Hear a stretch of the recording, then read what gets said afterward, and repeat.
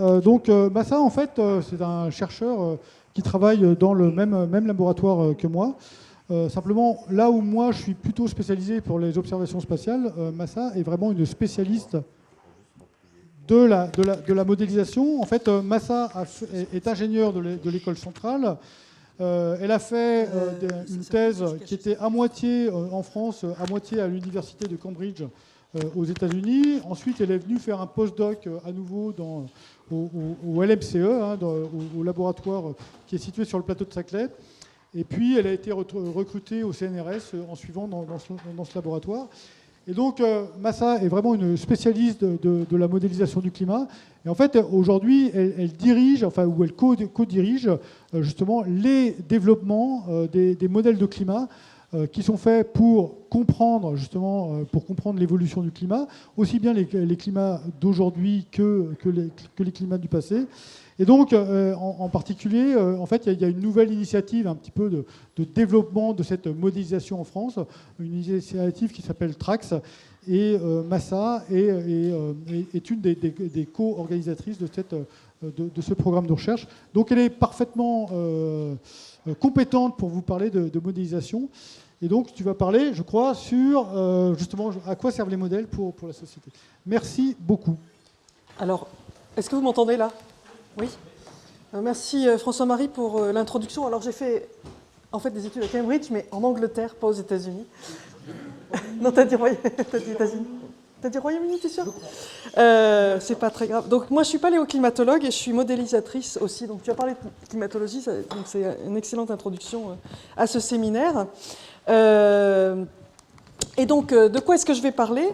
Je vais vous faire une introduction qui sera assez longue sur ce qu'on attend des modèles, ce qu'on a attendu et ce qu'on attend maintenant des modèles.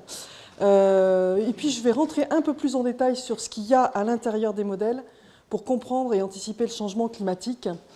Et j'aurai une dernière partie sur la révolution en cours, sur ce qui se passe en ce moment et ce qui va se passer ces prochaines années. On est à un point de rupture en modélisation du climat. Je profitais de ce séminaire pour vous en faire part. Alors, en guise d'introduction, je vais repartir de la frise sur le changement climatique sur les derniers 60 millions d'années. Donc François-Marie vous a montré les derniers 10 000 ans. Donc c'est tout à droite sur cette... alors c'est ici sur cette courbe-là. Alors vous avez ici, ça c'est une figure qui est issue du rapport de l'IPCC qui est assez complexe. Alors je vais vous guider petit à petit. Donc ici vous avez en haut les mesures et les reconstructions du CO2 dans l'atmosphère. Et vous avez des échelles de temps qui varient suivant la période de temps. Donc ici, on est à l'actuel. Vous avez les scénarios pour le futur ici, j'en parlerai plus tard. On va remonter dans le temps pour l'instant sur des milliers d'années au début, puis des millions d'années et encore un changement d'échelle jusqu'à 60 millions d'années. Et ce que vous voyez ici, alors François-Marie vous a parlé d'une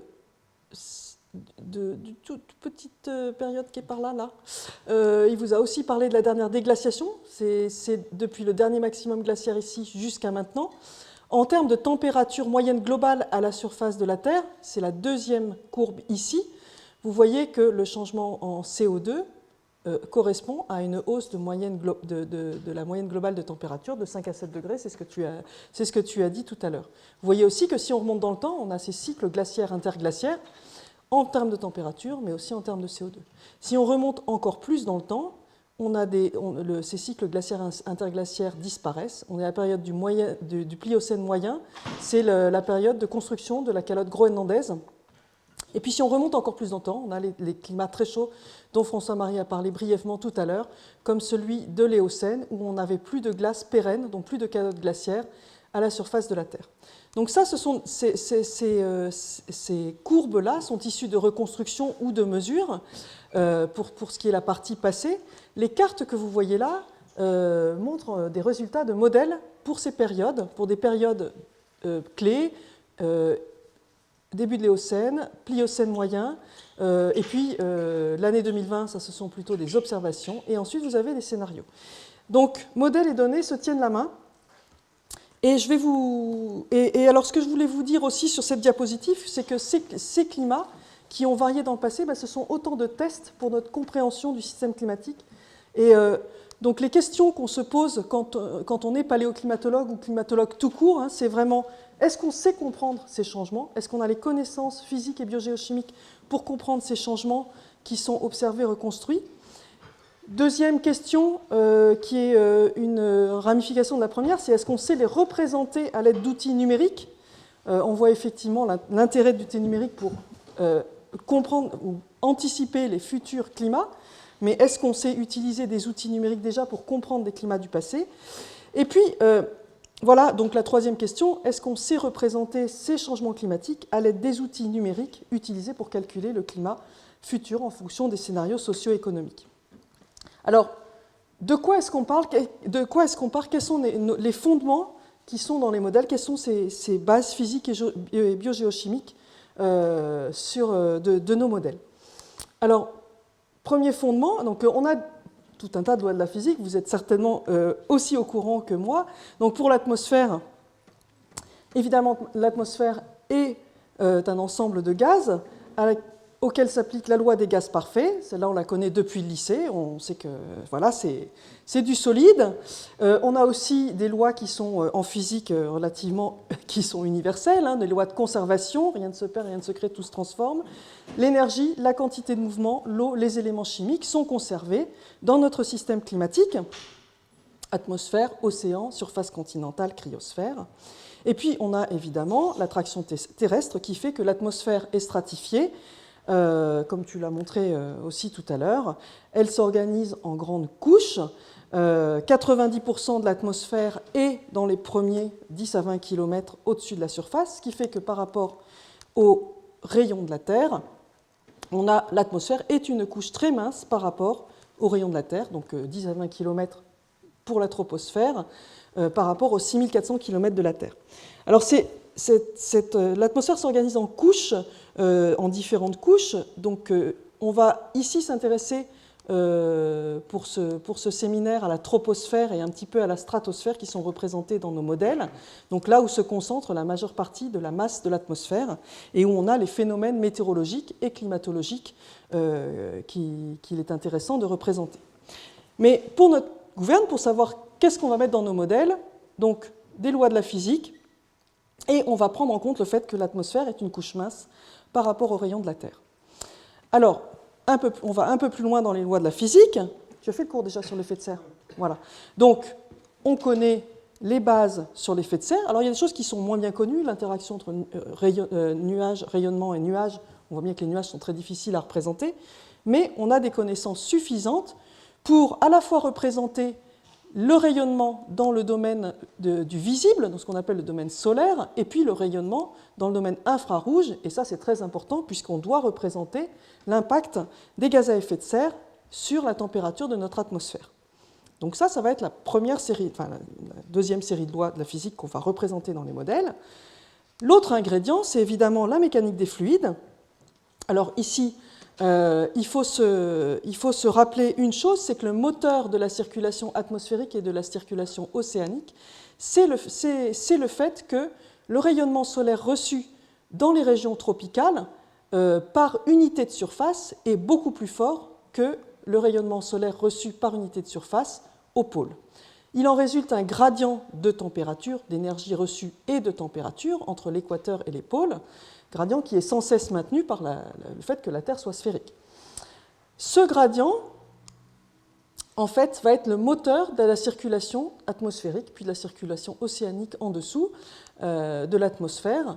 Donc, je vous ai mis ici le moteur, le résultat. On peut calculer donc, le rôle de l'atmosphère et de l'océan à la surface de la Terre, c'est de transporter de la chaleur de l'équateur vers les pôles. Donc ce transport peut se calculer à l'aide des lois de la mécanique des fluides appliquées à une couche mince, c'est pour ça que j'ai insisté sur la couche mince tout à l'heure. Pour une sphère en rotation, c'est un petit peu compliqué de dériver les équations, mais ça se fait sans trop de soucis. Le résultat, c'est quoi? C'est ce transport atmosphérique qui s'organise différemment suivant les latitudes. Vous avez ici une coupe, une représentation 3D d'un quartier de la Terre avec l'atmosphère par-dessus. Au niveau des tropiques, au niveau des endroits les plus chauds à la surface de la Terre, on a des ascendances d'air, donc l'air monte, donc dans les grands cumulonimbus qu'on a nous parfois dans les orages, mais qui se trouvent particulièrement abondants dans la zone de convergence intertropicale, cette zone très chaude. Donc on a des ascendances. La tropopause qui est entre la troposphère et la stratosphère agit comme un couvercle, et l'air arrivé au niveau de la tropopause va aller soit vers le nord, soit vers le sud, en fonction de la saison. Donc vous avez des vents qui vont ici dans les tropiques.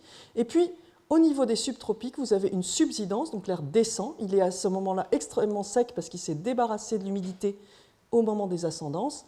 Il pleut énormément dans ces régions-là. Air très sec, vous êtes ici au-dessus des endroits les plus secs de la Terre, le désert du Sahara, les déserts australiens, etc. Et puis vous avez la boucle inverse, ce sont les alizés, qui sont bien connus des navigateurs. Donc première cellule, ici, qui s'appelle la cellule de Hadley, et qui est une des premières manières pour l'atmosphère de transporter de l'énergie de l'équateur vers les pôles. Alors qu'est-ce qui se passe au subtropique? En fait, l'influence de la rotation de la Terre devient de plus en plus importante, elle devient de plus en plus importante au fur et à mesure qu'on va vers les pôles.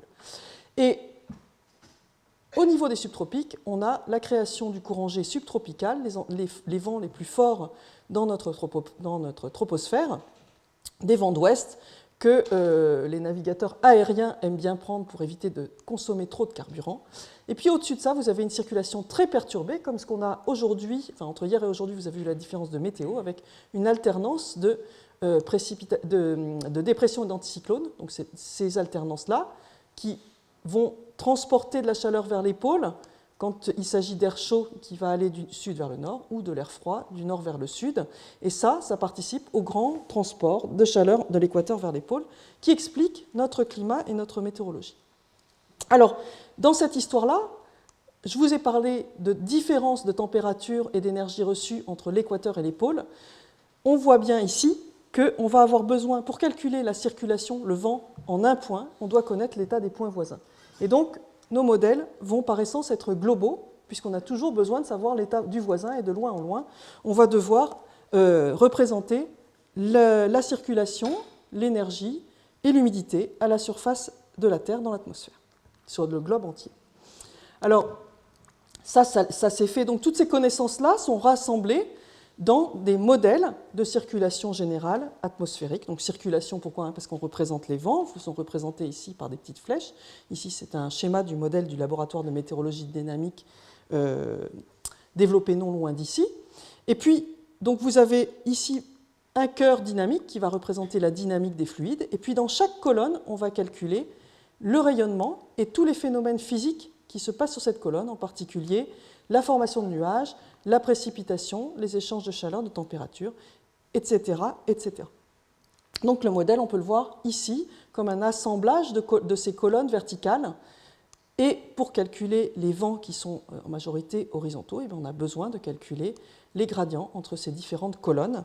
Et pour ce faire, on utilise des supercalculateurs, parmi les plus gros calculateurs de la planète. Mais on peut le faire. On couple également, donc ça c'était la partie atmosphérique, c'est ce type de modèle qui est utilisé pour les prévisions météo, en les initialisant, en leur donnant le point de départ, comme point de départ la connaissance de l'atmosphère qu'on a actuellement. Pour le climat, on calcule un enchaînement de situations météorologiques sur des dizaines et des centaines d'années, et là, l'interaction avec les composantes plus lentes du système climatique est importante. Et donc, on couple ces modèles de circulation atmosphérique avec des modèles de circulation océanique. Donc, on a le même principe pour l'océan. On va calculer les courants et les caractéristiques de l'océan, température et salinité, sur une grille. Et puis, ces modèles vont être couplés, c'est-à-dire qu'ils vont se donner des informations l'un à l'autre. Le modèle d'océan va donner comme information à l'atmosphère la température de surface, la couverture de glace, et puis l'atmosphère va donner à l'océan le bilan en eau, précipitation moins évaporation, la quantité de mouvement qui entraîne l'océan, donc la vitesse de l'air qui entraîne l'océan, etc., etc. Et de loin en loin, on va essayer de représenter les rétroactions importantes dans le système climatique, et là il y a un choix un choix de modélisateur. Hein. C'est difficile de tout représenter, on n'a peut-être même pas intérêt à ce que tout soit représenté. On doit représenter les phénomènes qui sont importants pour la question qu'on se pose sur le changement climatique. Donc, par exemple, expliquer ce qui se passe sur les 100 dernières années, ou sur les, pour ce qui me concerne, 20 000 dernières années. Alors, je vous ai montré ici les modèles les plus complexes qu'on développe actuellement, mais je voulais pointer ici le rôle important dans notre compréhension du système climatique de modèles conceptuels ou de modèles simples. Ce qu'on appelle modèles simples ne sont pas toujours simples, hein, mais ils sont simples à faire tourner, mais ils ne sont pas forcément simples à concevoir. Avec ici un modèle qui est très fameux, en fait, le modèle de Stommel, qui a été publié en 1961, qui décrit une partie de la circulation océanique à travers une représentation très simple. On considère deux boîtes, l'océan selon deux boîtes, une boîte à l'équateur, une boîte au pôle, qui ont chacune leur température et leur salinité.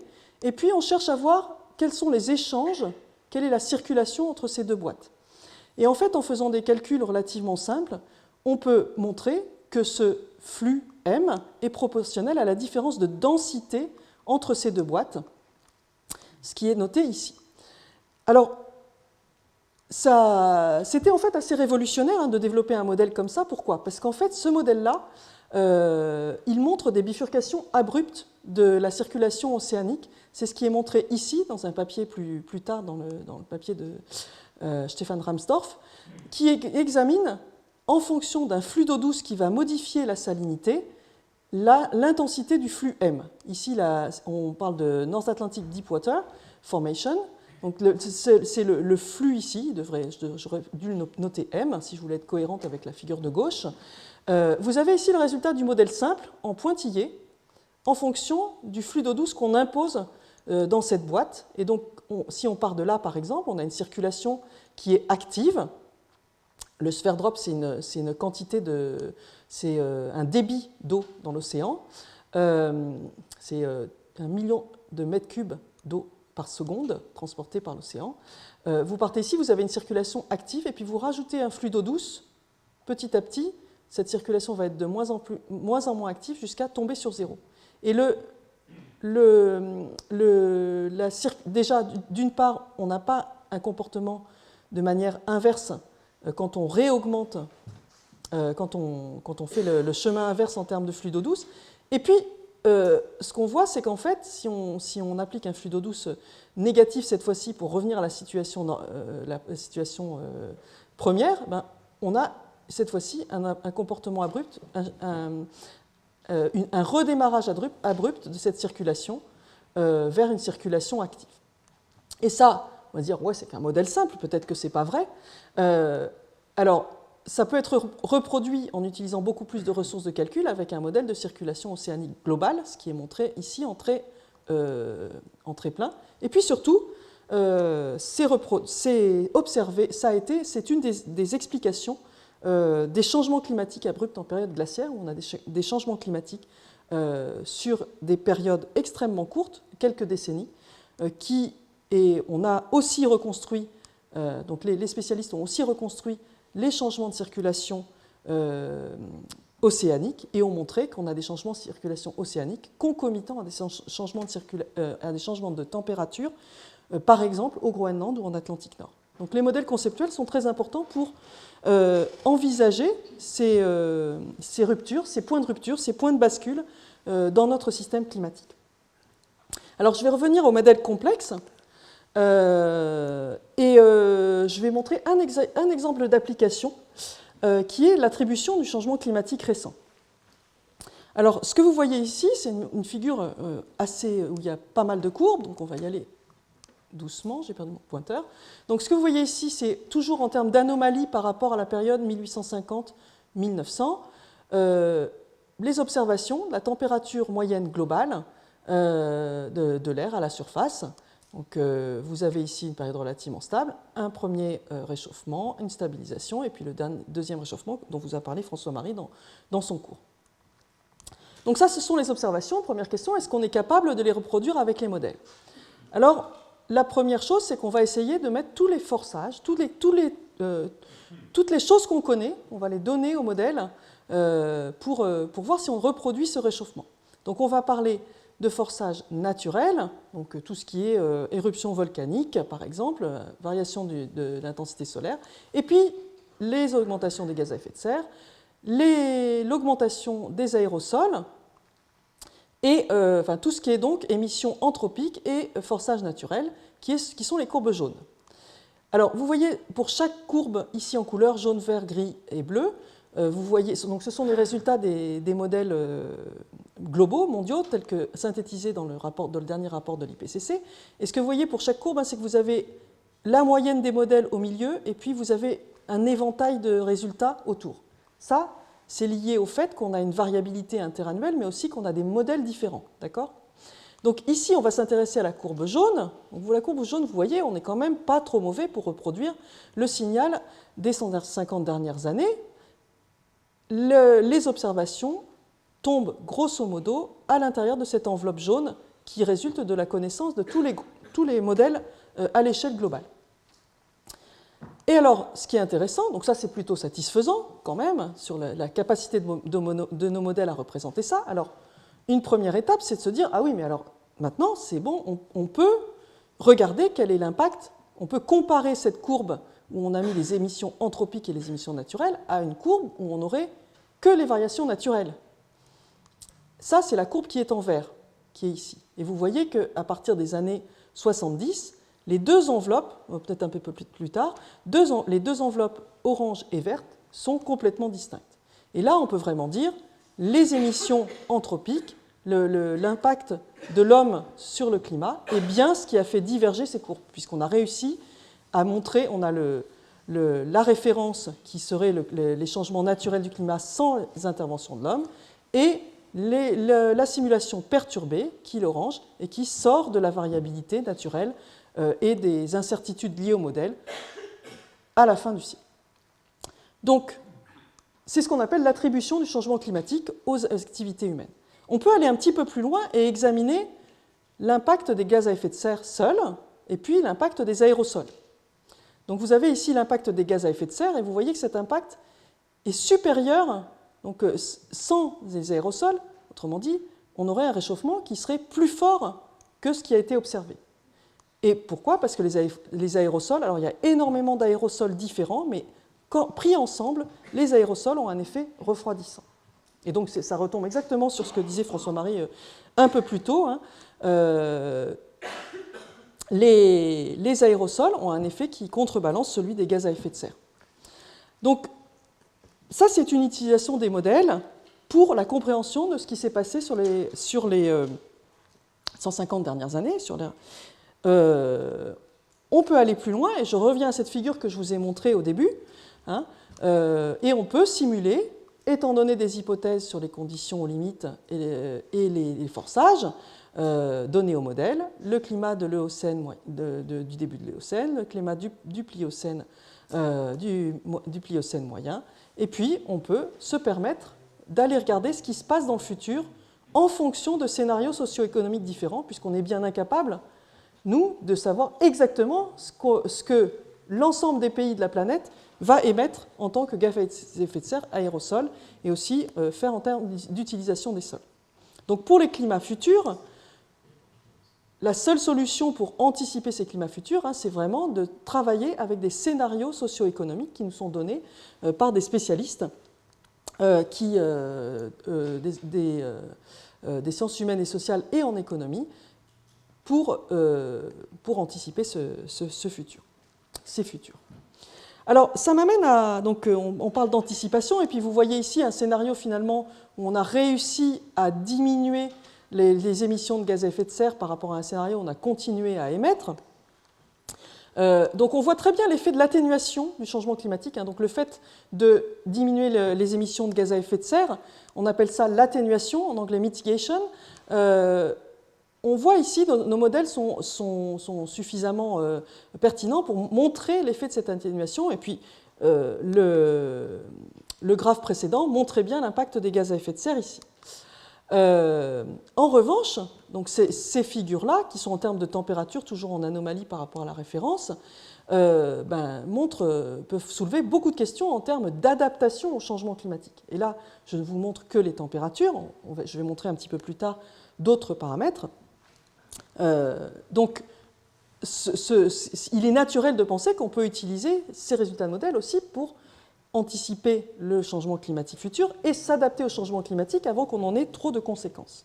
Et ça m'amène à la dernière page de mon introduction, qui était assez longue, comme vous pouvez le voir, c'est que face au changement climatique, on a de plus en plus de questions de la société. Donc notre métier de développeur de modèles de climat, qui était essentiellement pour comprendre ce qui se passait, commencer à anticiper le futur, en fait, on fait face, en ce moment, nous, modélisateurs du climat, à des demandes de plus en plus pressantes de parties prenantes très variées, donc des gouvernements, des autorités locales, des industries, des industriels, des ONG, des demandes d'information pour la prise de décision face au changement climatique et à ses impacts. Et de quoi est-ce qu'on parle ici, hein? C'est de l'adaptation, par exemple. Donc, les assurances nous demandent des choses, des éléments sur le futur des événements extrêmes qui ont des impacts pour eux, pour leurs activités économiques. Les producteurs d'énergie, que ce soit renouvelables ou non renouvelables, nous demandent des informations à la fois sur les précipitations s'il s'agit de barrages ou sur les tempêtes s'il s'agit de transport d'énergie.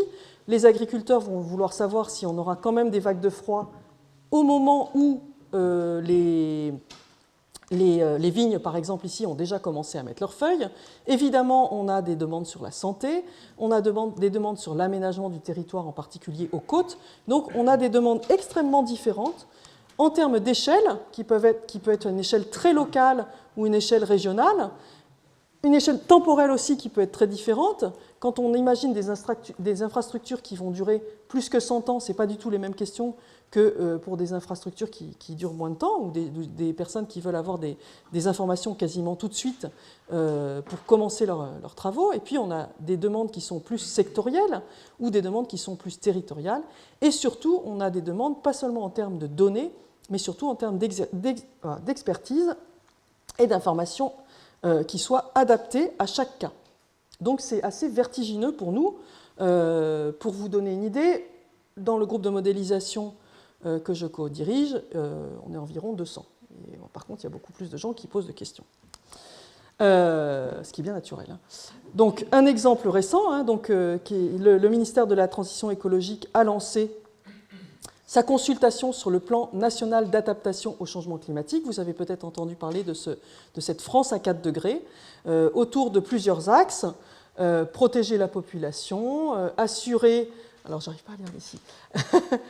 Assurer la résilience des territoires, s'adapter, protéger notre patrimoine et mobiliser nos... qu'est-ce qu'il y a marqué là ? Nos forces, voilà, nos forces vives. Donc, vous pouvez aller voir, c'est très intéressant, c'est en consultation. Ça pose évidemment la question pour nous sur les modèles qu'on doit développer pour répondre à ces demandes, qui ne sont pas tout à fait, qui vont plus loin que les modèles qu'on a développés pour comprendre le système climatique. Alors ces modèles-là, donc je vous ai parlé un peu des fondements. Je vais aller un petit peu plus loin dans la description des modèles. Hein. Je vous ai dit tout à l'heure qu'on décrivait l'atmosphère. Ici, je ne m'intéresserai qu'à l'atmosphère. On décrit l'atmosphère sous forme de cubes pour calculer la circulation atmosphérique. Donc chaque cube en ce moment fait 100 à 200 km en dimension spatiale horizontale, et puis le maillage vertical est évidemment plus faible. Dans chaque case, on doit représenter l'impact des nuages qui ne font pas 100 à 200 km, qui sont beaucoup plus petits. Hein, et ça, en fait, on le fait à travers ce qu'on appelle des paramétrisations. Donc on représente non pas le nuage lui-même, on représente l'effet du nuage sur le rayonnement. Et c'est la même chose pour ce qui est des échanges d'énergie et d'eau en surface. Pour tous les phénomènes petite échelle, on doit paramétrer ces phénomènes physiques ou biogéochimiques si on veut inclure le cycle du carbone. Et donc, un modèle, c'est non seulement la représentation des équations de la dynamique des fluides sur une grille, mais aussi l'ensemble des paramétrisations des phénomènes sous-maille. Et ce qui fait la différence entre tous les modèles au niveau mondial, c'est non seulement les choix de discrétisation, mais les choix qui sont faits en termes de paramétrisation d'un modèle à l'autre. Donc ça, c'est véritablement c'est un gros travail de développement de modèles, de développer toutes ces paramétrisations pour que les modèles donnent des résultats qui soient cohérents et satisfaisants. Alors, à quoi ça ressemble un modèle aujourd'hui, nos modèles aujourd'hui? Donc ici, je prends le modèle de l'IPSL, donc on a un modèle d'atmosphère couplé à un modèle d'océan. Ce modèle d'océan contient aussi une représentation de la biogéochimie. Nous avons aussi un modèle de surface continentale qui s'appelle Orchidée, donc un modèle d'atmosphère, donc le système climatique est représenté par l'atmosphère. Ici, on a la chimie, la surface continentale et l'océan en tant qu'océan physique et aussi en tant qu'océan biogéochimique. Et puis, la banquise ici, et les calottes glaciaires sont en train d'être couplées. Donc ces composantes-là se parlent à travers des coupleurs, et toutes ces composantes-là communiquent avec un serveur d'entrée-sortie pour qu'on puisse récupérer les résultats. Chaque code de calcul ici, c'est plusieurs centaines de milliers de lignes de code. Donc c'est le résultat d'un travail collectif au fil des années, des groupes de modélisation, des groupes de développement. Et Ah, flûte. Qu'est-ce qu'il m'a dit? Ça y est, j'ai appuyé sur le mauvais bouton. Et ce modèle-là tourne sur les supercalculateurs. Donc on utilise 2 supercalculateurs pour notre modèle, un supercalculateur à l'IDRIS sur le campus de Paris-Saclay et le supercalculateur du TGCC qui s'appelle en ce moment Joliot-Curie. Ces supercalculateurs assemblent des dizaines de milliers de petits ordinateurs qu'on appelle CPU, Central Processing Unit. Alors, vous voyez ici qu'on a différents métiers dans la modélisation du climat. Il y a le développement de la théorie, il y a l'écriture de la théorie sous forme d'équations qui peuvent être résolues numériquement, il y a le calcul scientifique, et puis il y a la description des processus. Et tout ça se parle pour être utilisé dans les modèles de climat. Et donc on fait appel à ces différents métiers dans nos groupes de modélisation. Donc une fois qu'on a un modèle qui est, je vous le rappelle, basé sur la physique, modèle caractérisé par les composantes qu'il contient, les équations qu'on a utilisées, leur discrétisation sur une grille, les paramétrisations et les paramètres utilisés dans cette paramétrisation, eh bien, on peut envisager de le faire tourner. Comment est-ce qu'on obtient le résultat que je vous ai montré sur les simulations passées ou futures? Il faut donner au modèle des informations. On va donner des informations sur ce qu'on appelle les conditions aux limites du système, la bathymétrie, la topographie, la disposition des continents et des océans. Ça fait partie des conditions limites. On donne aussi au modèle des forçages, en particulier la composition de l'atmosphère ou les émissions en gaz à effet de serre, les paramètres qui décrivent l'orbite terrestre et son obliquité, qui contrôlent l'énergie entrante du système climatique. On peut aussi ajouter des forçages en termes de volcanisme, etc. etc. Donc ça, c'est ce qui constitue... On ne peut pas avoir de simulation sans avoir un modèle et ses conditions et ses forçages qui ont été utilisés pour le faire tourner. Et pour le futur, évidemment, ces forçages sont donnés par des scénarios qui sont des scénarios socio-économiques. Donc une fois que vous avez le modèle et les conditions limites, vous avez des résultats qui sont analysés par des experts en sciences du climat pour l'étude de processus, la comparaison aux observations, etc. Mais qui sont aussi analysés par de nombreux autres utilisateurs non experts de modélisation, mais qui ont des intérêts pour les impacts des changements climatiques passés, actuels et futurs. Il faut toujours se rappeler que les résultats dépendent du type de modèle et des forçages utilisés. Alors, un exemple qui est important pour les publications du GIEC et pour l'adaptation au changement climatique, c'est les exercices qu'on fait régulièrement en amont des rapports du GIEC, qui s'appellent les exercices CEMIP. Je n'ai pas donné ici l'acronyme. CEMIP, c'est Coupled Model Intercomparison Project. Tous les groupes de modélisation à l'échelle mondiale font les mêmes exercices pour pouvoir, se font les mêmes simulations, chacune avec leur modèle, pour obtenir ces fameuses enveloppes de résultats enveloppes de résultats pour chaque scénario ou forçage historique.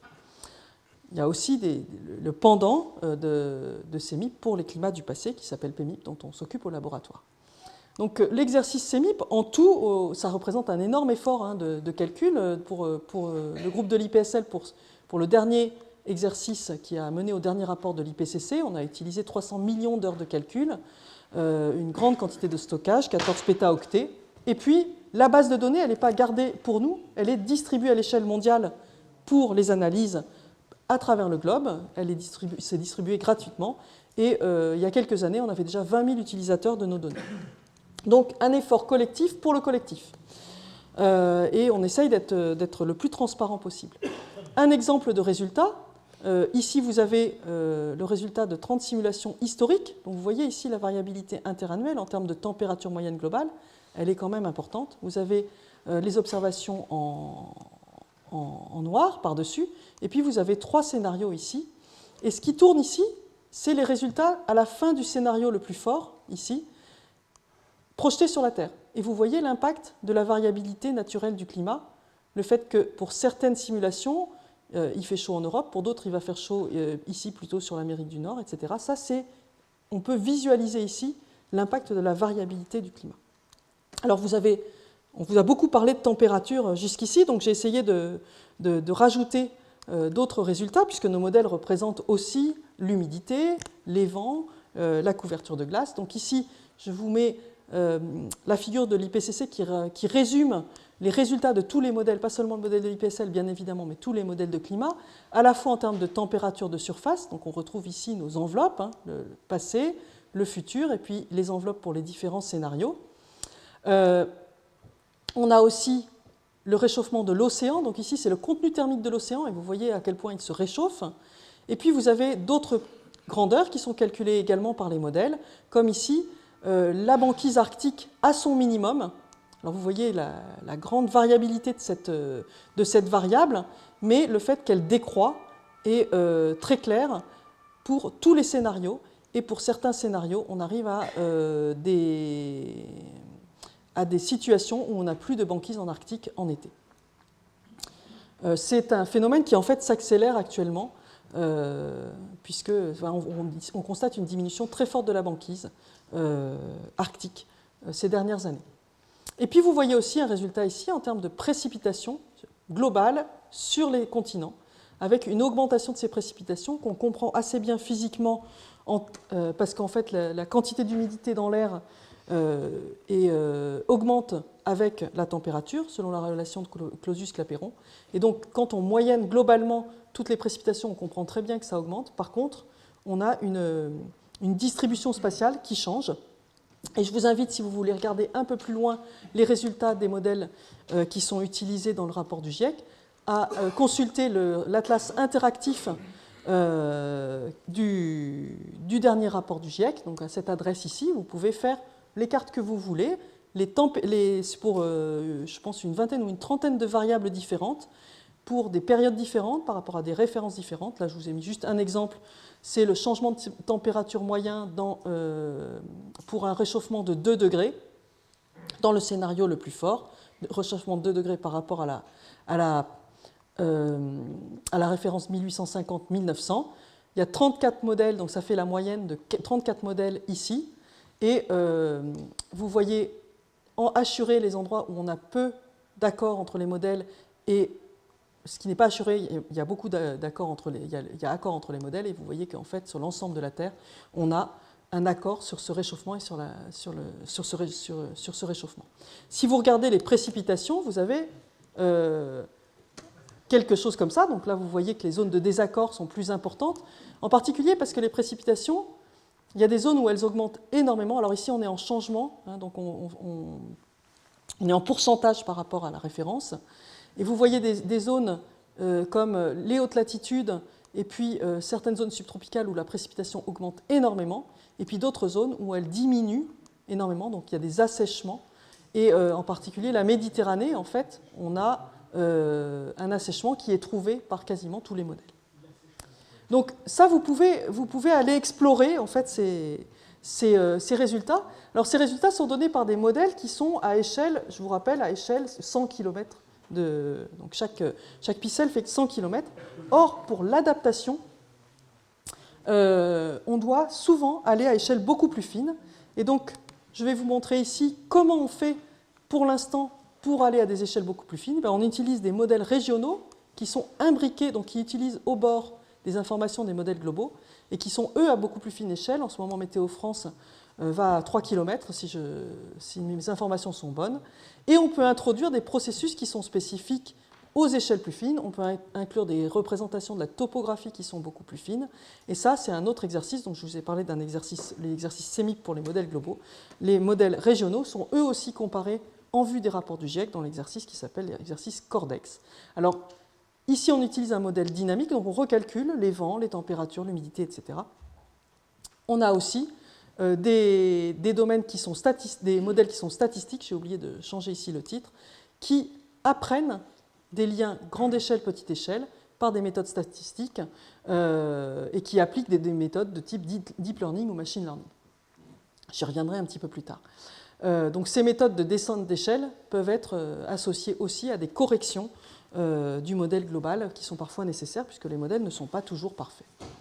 Alors, pour faire un petit résumé de cette partie, donc, je vous ai décrit jusque-là, pour les modèles globaux, des modèles qui sont basés sur une connaissance de la physique et de la biogéochimie, dans lesquels on est obligé d'inclure des paramétrisations pour tout ce qui est la représentation des phénomènes sous-mailles. Et ces modèles, on les utilise parfois conjointement à des modèles régionaux pour aller vers des échelles plus fines. On les utilise pour comprendre les climats actuels et passés et confronter cette compréhension aux observations. Et on les utilise aussi pour prévoir les possibles climats futurs et calculer les impacts. Et donc ça, c'est vraiment notre environnement interdisciplinaire de modélisation, puisque quand il faut non seulement avoir des spécialistes de processus physiques ou biogéochimiques, mais aussi des spécialistes de méthodes numériques, d'informatique, calcul haute performance. Et puis, pour ce qui est de comprendre les questions de la société vis-à-vis du changement climatique à venir, eh bien, il nous faut travailler avec des spécialistes de sciences humaines et sociales. Et également, pour comparer aux observations, il nous faut aussi discuter avec nos collègues qui sont spécialistes des méthodes d'observation.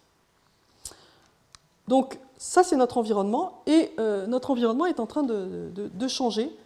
En tout cas, il y a des avancées technologiques et des demandes sociétales qui nous poussent à changer nos approches. Et donc, je vais parler un peu des nouveaux supercalculateurs, des opportunités qui sont liées aux méthodes d'intelligence artificielle, et puis des demandes sociétales.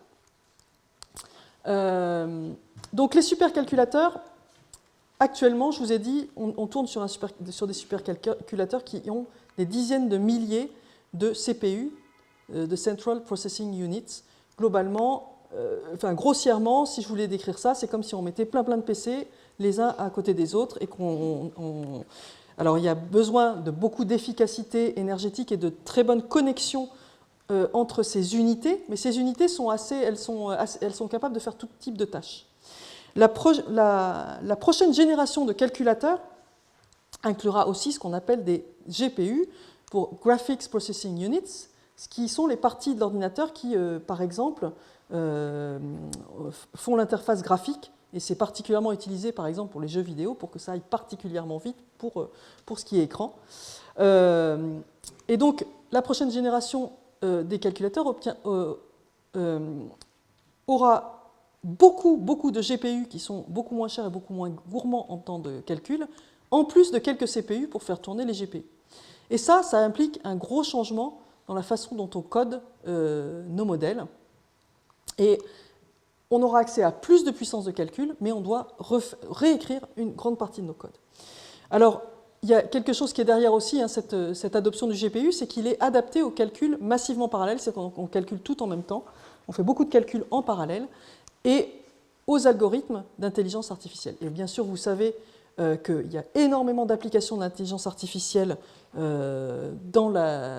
ce moment dans nos vies, hein, et donc la poussée technologique, elle va vers ces outils qui sont adaptés aux algorithmes d'intelligence artificielle. Et donc nous devons adapter nos codes et nos usages à cette nouvelle donnée, d'arrivée des massifs des GPU, changement d'architecture que je symbolise souvent comme ça, et puis l'arrivée de l'intelligence artificielle elle-même et de ces techniques qu'on utilisait pour la descente d'échelle, mais on n'utilisait pas énormément pour les modèles physiques du climat. Alors, pour les non-initiés sur l'intelligence artificielle, je vais faire une très très brève introduction. les méthodes d'intelligence artificielle, elles font des relations en fait, entre des variables d'intérêt, ce que vous voulez avoir à la fin, la température à la surface de la Terre, le nombre de jours de pluie en France, ce que vous voulez, à des connaissances préalables, des observations, des résultats de modèles de climat. En fait, elles vont tirer ces variables-là à partir d'énormes bases de données. Et donc la donnée va devenir un enjeu énorme dans ces nouvelles techniques. Et le lien se fait ici. Bon, ici, j'ai juste schématisé un réseau de neurones. Il y en a plein de différents. Il y a plein de techniques différentes pour faire cette variation. C'est des très, très grosses méthodes statistiques. Ici, vous perdez la connaissance physique, a priori. Donc, il faut être vraiment sûr de son coût. Et puis, il faut vraiment vérifier ce que les modèles donnent avant de prévoir notre climat avec. Alors, il y a des tentatives d'inclure de la physique quand même dans la statistique. Ça, c'est vraiment de la recherche en cours. Mais l'intelligence artificielle toute seule, elle n'a pas de cette connaissance-là préalable. En tout cas, pour ce qui est machine learning et deep learning. Alors, pourquoi est-ce qu'on pourrait utiliser quand même, tirer avantage de l'arrivée de ces méthodes ? On pourrait gagner en temps de calcul. Alors, j'ai oublié de vous dire le temps de calcul. En calcul, on fait à peu près l'équivalent de 10 années de situations météorologiques qui se suivent en 1 jour de temps de calcul. Donc, pour faire 100 ans, il faut 10 jours en ce moment. On a parfois donc on a nous un modèle plus rapide qui fait 100 ans, 10 jours, mais au prix d'une résolution plus faible. Les Anglais, avec leur modèle standard en ce moment, ils font plutôt 3 ans par jour. Donc vous voyez que pour toutes les simulations de l'IPCC, ça fait énormément de temps humain aussi. Donc si on arrivait à utiliser les méthodes d'intelligence artificielle pour accélérer nos modèles, ce serait intéressant. Pour faire beaucoup de simulations, pour faire des ensembles de simulations, élargir cet éventail de situations extrêmes, ce serait intéressant. Pour accélérer le modèle, les équilibrer plus rapidement, ce serait intéressant. Peut-être pour représenter un processus coûteux en temps de calcul. Dans les processus coûteux en temps de calcul, dans les modèles, il y a par exemple le rayonnement, ou bien pour la descente d'échelle, ce qu'on fait déjà. Mais on pourrait imaginer des allers-retours avec la fine échelle pour des états particuliers, en particulier pour le couplage aux calottes de glace. Alors, où est-ce qu'on en est actuellement ? Donc ça, c'est un champ qui se développe extrêmement vite, et en particulier avec les grandes entreprises de tech qui ont dit, ils ont commencé par la météo. Ils ont dit, nous, on peut calculer la météo mieux que les modèles de météo basés sur la physique. Et en fait, ils l'ont fait. Alors attention, ils avaient comme base de données les bases de données, en particulier du Centre européen de prédiction à moyen terme. Donc ils avaient toutes les données qui étaient mises à leur disposition. Et maintenant, et en fait ça a été assez probant, suffisamment probant pour que le Centre européen, si vous allez sur leur site, Centre européen de prédiction du temps à moyen terme, eh bien, vous voyez maintenant les prévisions qui sont basées sur l'IA, qui sont obtenues plus rapidement. Qui ont une très bonne fiabilité. Alors pour la météo, on peut vérifier assez rapidement le résultat des modèles. Pour le climat, c'est une autre histoire. Donc le défi, c'est de passer aux simulations climatiques et pas seulement météorologiques, et puis d'avoir des méthodes d'évaluation des résultats, en particulier pour des climats très différents de l'actuel, parce que tout ce qui est apprentissage est relativement bon pour la base de données initiale, mais dès qu'on sort de la base de données initiale, les résultats ne sont pas garantis. Donc nous sommes ouverts à ce type de démarche, mais on fait très attention au fait que ces modèles soient évalués pour des climats très différents de l'actuel. Ce qu'on fait aussi d'ailleurs pour les modèles physiques, bien sûr. Et puis, la constitution de bases de données pour cet apprentissage, ça va devenir un enjeu crucial. Aussi bien que la constitution de bases de données pour d'autres domaines d'intelligence artificielle. Alors, donc voilà, on est arrivé à ce point-là. Demande sociétale grandissante, arrivée de nouvelles technologies. Et donc, on a fait un état des lieux il y a quelques années avec nos collègues de Météo France et de l'Institut de géophysique de l'environnement à Grenoble. Et on est arrivé à proposer un projet de recherche qui soit d'envergure, qui se définit par les besoins et les défis suivants. Du côté des modèles, le défi, c'est d'améliorer les connaissances et les outils et les processus. On doit toujours avancer sur cette connaissance de manière à fournir les meilleures informations, donc c'est ce qu'on inclut dans les modèles, hein, de manière à fournir les meilleures informations possibles pour la prise de décision. Donc avancer sur la représentation du climat et de son évolution, y compris avec des méthodes d'intelligence artificielle, pour donner les meilleures informations possibles à la société, au sens large. On a besoin aussi de définir ces informations climatiques qui sont exploitables par les parties prenantes et que les experts sur le climat peuvent fournir. Parfois, on n'est pas en capacité de fournir, là, maintenant, tout de suite, ce que les parties prenantes veulent. Par exemple, c'est très difficile aujourd'hui de fournir des indications sur les orages dans 50 ans, dans certains endroits. Et donc, pour les assureurs, ça, c'est une cause de dommages pour lesquels ils seraient intéressés. Mais pour l'instant, on ne sait pas faire et donc on doit développer avec eux ce qui répond à leurs besoins. Donc, ça, c'est pas si facile que ça. Hein, ça demande co-construction entre ce qu'on sait faire et ce qui est attendu. On doit avancer en particulier sur ces questions-là, mais aussi sur la science fondamentale. Et puis, les modèles, j'ai oublié de le dire, hein, ont commencé à être développés dans les années 70-80. On arrive à la première... Il faut former la prochaine génération de professionnels en sciences du climat pour le développement des modèles et pour les services climatiques, pour assurer la durabilité de l'écosystème sur les connaissances du climat et du changement climatique et de ses impacts.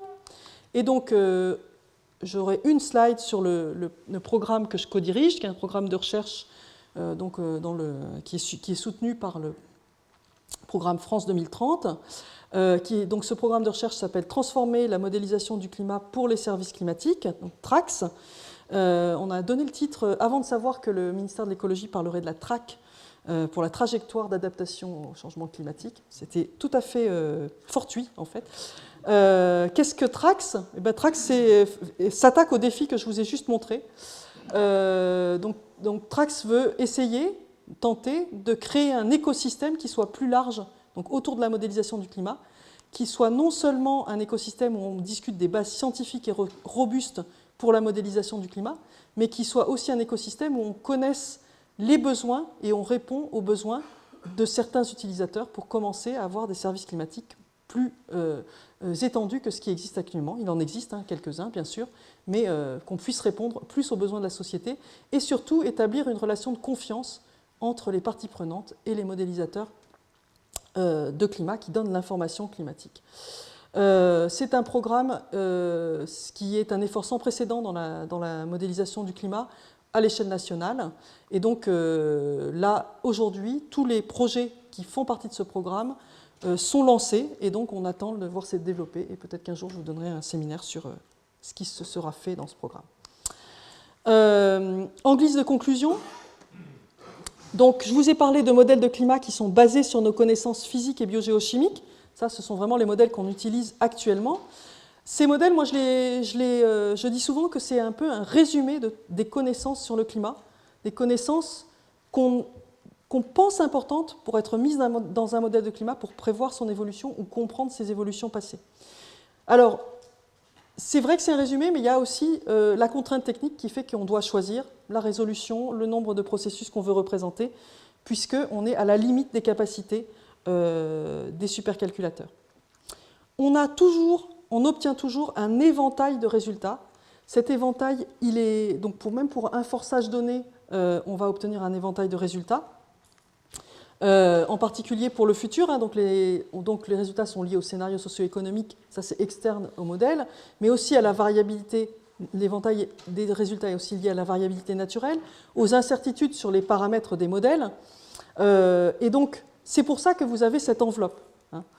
Et je pense qu'il faut insister là-dessus, cette enveloppe représente aussi la limite, l'étendue de nos connaissances ou l'imperfection de nos connaissances, et c'est important de le dire, mais ça représente donc non seulement ça, mais la variabilité climatique et les extrêmes.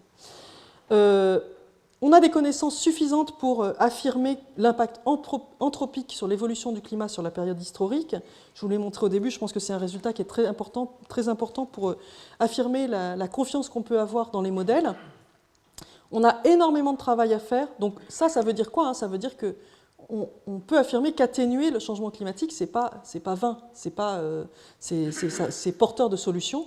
Mais on a beaucoup de travail à faire pour développer nos modèles vers les problématiques d'adaptation, pour les problématiques d'adaptation en lien avec les questions sociétales. Et les défis sont aussi liés à la réécriture de nos modèles pour les nouvelles architectures et à la révolution liée à l'intelligence artificielle qui arrive de manière très très brutale. Voilà, il est 11h58.